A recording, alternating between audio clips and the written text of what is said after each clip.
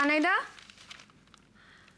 কানাইদা, তুমি কি লক্ষণদাকে গাড়ি বের করতে বলেছিলে? কেন? গাড়ি কিসের দরকার তোর? যাবি তো কতগুলো রাস্তার বাপে খাদানো মায়ে তাড়ানো ছেলেপিলের সঙ্গে আড্ডা দিতে। গাড়ি নিয়ে যাওয়ার বাবুয়ানি আসে কোত্থেকে? জেঠুমনি, তুমিই তো বলেছিলে বাড়ির থেকে বাইরে কোথাও গেলে বাড়ির গাড়ি নিয়ে যেতে। হ্যাঁ, বলেছিলাম বলেছিলাম তার কারণ তখন তুই মিথ্যে বলতিস কলেজ যাচ্ছি, নয়তো অন্য কোনো ভদ্রলোকেদের সঙ্গে মেলামেশা করতে যাচ্ছি। এখন যখন তোর গন্তব্য আর সঙ্গ দুটোরই সঠিক খবর পাওয়া গেছে, তখন বোঝা যাচ্ছে গাড়ি নিয়ে যাওয়ার আর কোনো প্রয়োজন নেই তোর।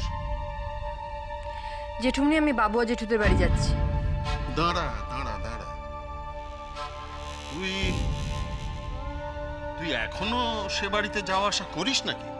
হ্যাঁ, ও তার মানে তোর লেটেস্ট কীর্তিকলাপের খবরটা এখনো বোধহয় তারা ঠিক মতো পাননি, তাই না? তুমি কি বলছো আমি কিছু বুঝতে পারছি না।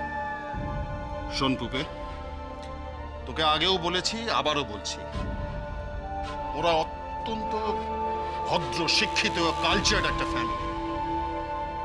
তুই ইদানিং যাদের সঙ্গে ওঠা বসা করিস, ও বাড়ির চৌকাঠ ডিঙোনেরও কোনো যোগ্যতা তাদের নেই। সুতরাং তুইও সেই যোগ্যতা হারিয়েছিস বলেই আমার ধারণা। বেশ তো জেঠু, তাহলে আমার যোগ্যতা অযোগ্যতা নিয়ে তোমরা মাথা ঘামানোটা বন্ধ করে দাও। কারণ আমার ধারণা যারা আমাকে তাদের যোগ্য মনে করবেন তারা নিজেই আমাকে তাদের কাছে ডেকে নেবেন। চমৎকার উত্তর। সমস্ত কৃতকর্মের যোগ্য প্রতিদান পাচ্ছে এই পরিবার। তুই যে বিশ্রীর মেয়ে তার কাউকে বলে দিতে হবে না। সে একই রকম উদ্ধত্ত, অবাধ্যতা, সে একই অসামাজিক আচরণ, অকৃতজ্ঞতা।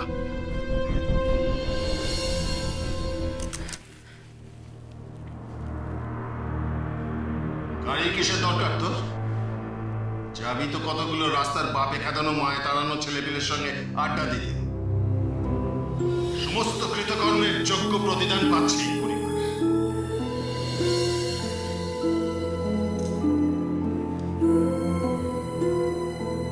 তুই যে বিশ্রীর মেয়ে তার কাউকে বলে দিতে হবে না। একই রকম উদ্ধত্ত, অবাধ্যতা, সে একই অসামাজিক আচরণ, অকৃতজ্ঞতা।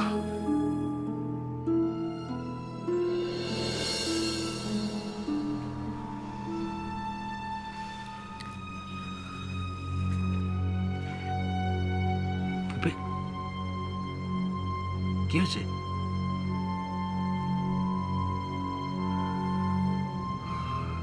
আচ্ছা বেশ, আজ জিজ্ঞেস করছি না কি হয়েছে। তুমি এদিকে ফিরে বসো।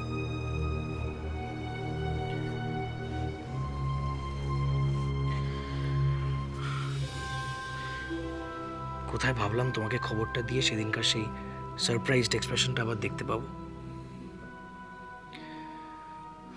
এত দুঃখের সঙ্গে আমার খবরটা পেরে উঠবে না। কি খবর? চোখটা মুছো। এবার বলো। তোমাদের শোয়ের দিন আমারও একটা শো ছিল, তোমাকে বলেছিলাম বোধহয়। বলেছিলে। আমি আমার অর্গানাইজারদের সঙ্গে কথা বলেছিলাম, ওরা আমার প্রোগ্রামটাকে অ্যাডজাস্ট করে পরের 2 ঘন্টা তোমাদেরকে দিতে রাজি হয়েছে।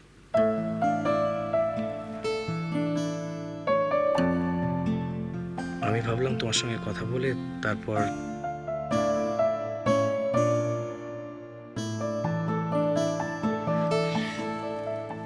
থ্যাঙ্কস দীপ। আমি তোমাকে কি করে থ্যাঙ্কস জানাবো আমি জানি না।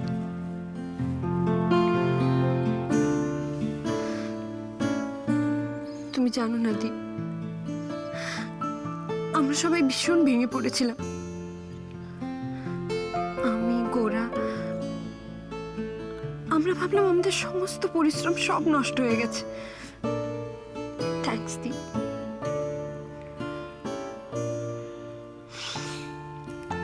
জানি পুপি, আমি জানি।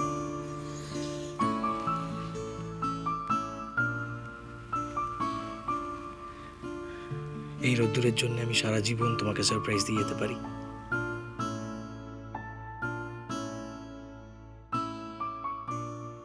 হ্যাঁ টেনটেন বল।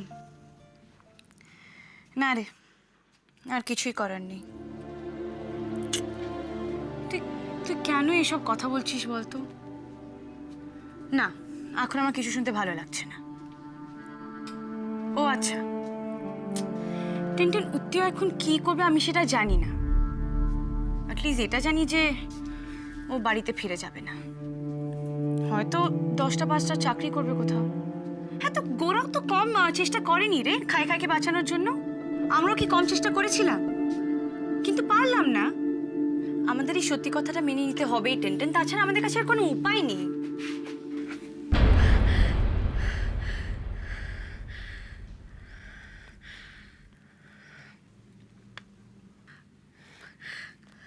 সব ঠিক হয়ে গেছে।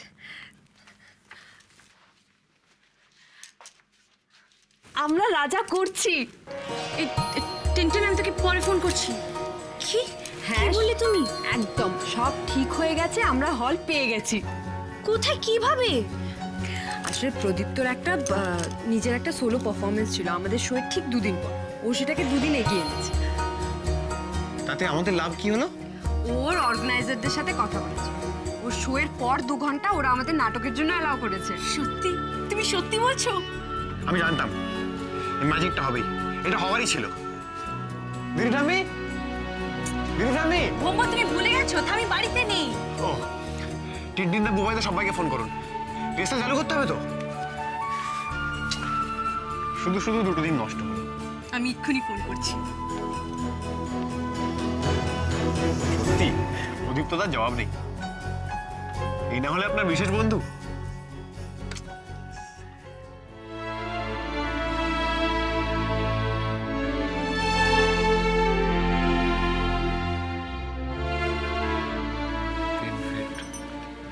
हाँ 5 फीट बाय 3 फीट।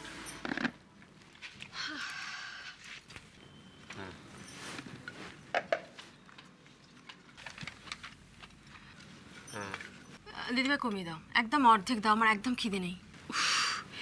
এই এক হয়েছে তোদের, খেতে বসলেই খালি কমাও কমাও কমাও।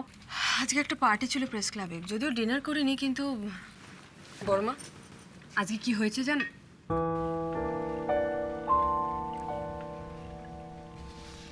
কি রে, তুই এতক্ষণ কোথায় ছিলি? এত রাত্রি হলো, তোদের নাটকটাও তো হচ্ছে না, তাই না? তুমি কি করে জানলে? এসো না ঠাকুরদা। এই আমি এখন রাখছি, পরে কথা বলবো। এসো, এই তো দেখো এখানে সবাই আছে। এ নাও, এই চেয়ারটায় বসো। কিন্তু বাবার তো খাওয়া হয়ে গেছে। না, ঠাকুরদা এখানে এসেছে একটা অন্য কারণে। আসলে তোমাদের সবাইকে একসঙ্গে পাওয়া যাবে, আর তোমাদের সামনে আর ঠাকুরদার সামনে আমার একটা কথা বলার আছে।